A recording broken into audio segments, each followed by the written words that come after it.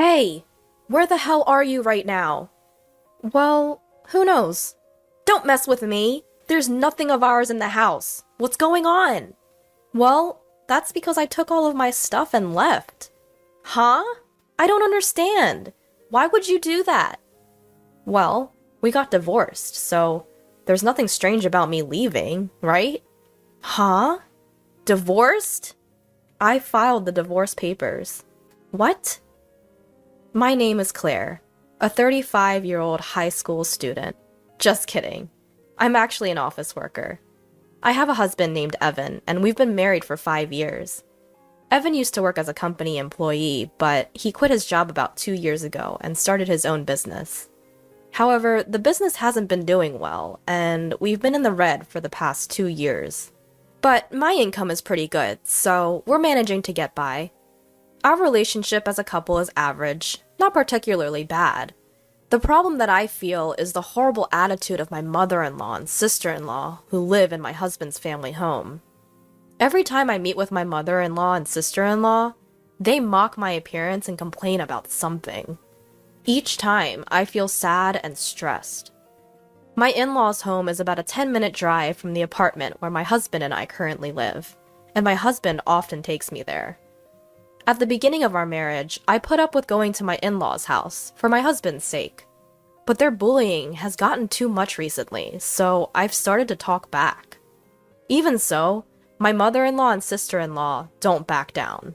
And my mother-in-law and sister-in-law, they always try to extort money from me for something.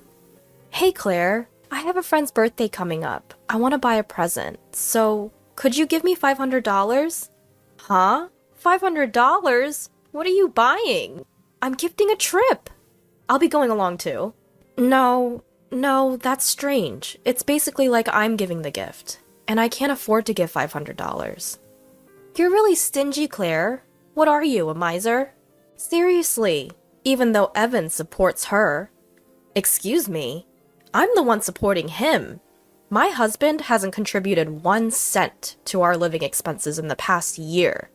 And you, sister-in-law, get a job. You're a NEET at your age.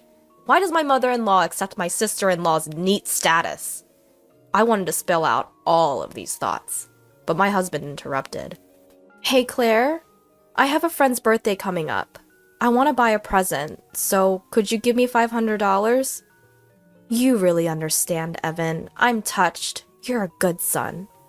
Then can I also get about $300? There's something I want. Sure, that's fine. Claire, you should have about $300 in your wallet, right? Come on, give it to her quickly. Whether it was due to his pride, my husband made me hand over the money to my sister-in-law without any hesitation. Moreover, my husband started saying incomprehensible things like, "Thanks to me, we can live this luxurious life." I can't keep up with my husband's recent actions. On the way home in the car, I pointed out to my husband, "Why do you put on such a show?" "I have my pride as the eldest son." He began to say more absurd things. From there, it turned into a significant argument. Basically, once you give them money, they start to become overbearing. What's wrong with making my own mother happy? We can't afford to live that luxuriously, you know? Do you understand?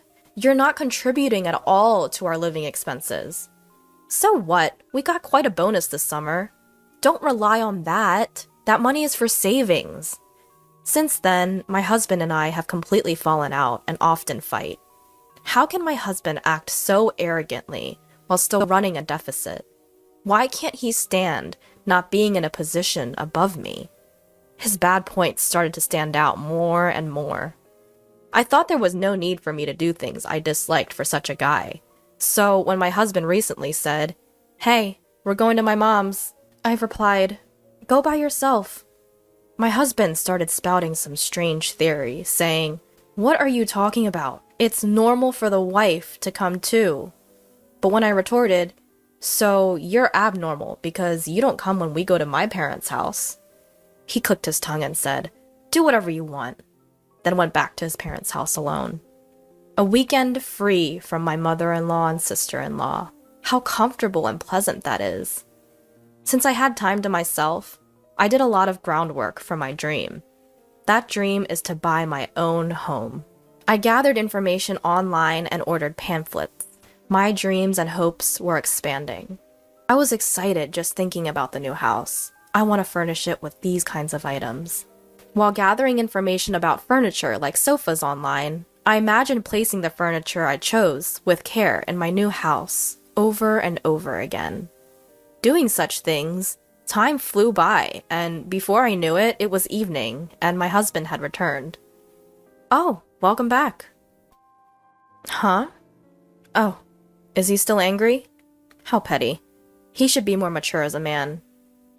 I had no intention of pleasing my husband, so I didn't speak to him after that, and started making dinner. Then my husband suddenly started talking. "You've been pretty cheeky lately." "Huh? You're defying me, saying you don't want to meet my mother and the rest." "Defying? We're equals as a couple. Plus, your mother and the others always pick on me, so I don't want to go to your parents' house anymore." "That's what I'm saying is cheeky. Normally, wives listen to their husbands. If you say you can't do that, it's divorce." "Huh? Divorce? Ha! Surprised? You don't want to be divorced by me, do you? But I'm seriously angry at you. I've already signed my part, so it's ready to be submitted at any time. I'll let it slide just this once. But if you defy me next time, it'll be an immediate divorce. Reflect on that." Saying that, my husband smirked and ordered, "I'm going to take a bath. Hurry up and make dinner." Once I confirmed he was in the bath, I couldn't help but cheer. Yes! Now I can break up with that man anytime. I made dinner in high spirits. From then on, I worked hard to save money. I was almost ready to pay the down payment. It was hard to keep my excitement hidden, to stop my face from smiling, but in front of my husband, I did my best to keep calm. And finally, I bought a house under my own name. All that's left is to get a divorce after the house is finished, and leave the house where I live with my husband. I started packing my things, little by little, without my husband noticing, and sent them to my parents' house for the time being. I had told my parents everything, and they understood my situation. And finally, the house was completed. When my husband went back to his parents' house as usual on the weekend, I moved all my things to my new house. The new house is very comfortable, and both the interior and exterior are just as I imagined. As I enjoyed the pleasant smell of a new house all day, my husband called me that night. "Hey, where are you?" "Well, where could I be?" "Don't mess with me. There's nothing in the house. What's going on?" "Well, I took all my things and left." "What? I don't get it. Why would you do that?" "Well, since we're divorced, it's not strange for me to move out, right?" "Huh? Divorced?" "I've submitted the divorce papers." "What? We're strangers now." "Don't mess with me. I won't accept that." "But you're the one who said we can divorce any time. As a businessman, you should take responsibility for your words." Anyway, this is the end for us. With that, I hung up the phone. Finally, I was free from my husband. That night, I was able to sleep soundly. Living in my new home was very comfortable, and every day I was able to wake up to fresh and have pleasant mornings. Today, I decided to invite my parents to my new home for the first time.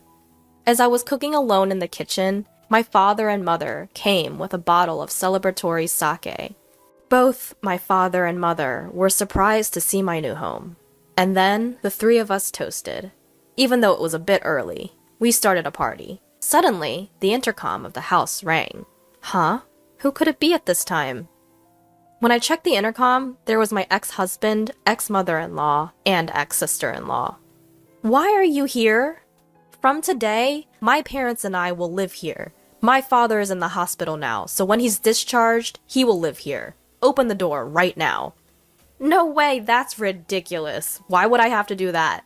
"Please, leave my property. Immediately." Then my ex-mother-in-law stepped forward.